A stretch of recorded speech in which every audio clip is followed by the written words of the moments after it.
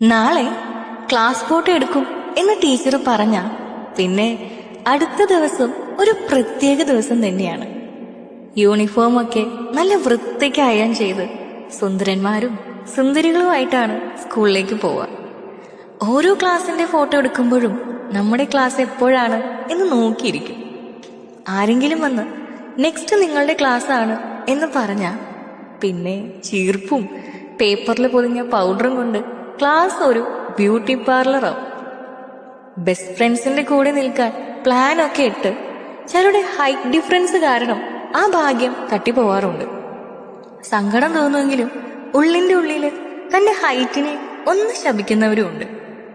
ഇതില് ഫോട്ടോഗ്രാഫറിന്റെ അറേഞ്ച്മെന്റ്സ് വേറെ. ഇനിയാണ് രസം.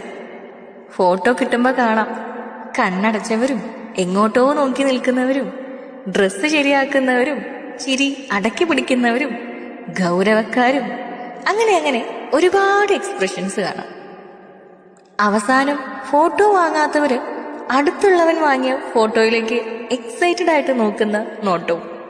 വർഷങ്ങൾക്ക് ശേഷം അതൊക്കെ ഒരു പുഞ്ചിരിയാവും സമ്മാനിക്കുക.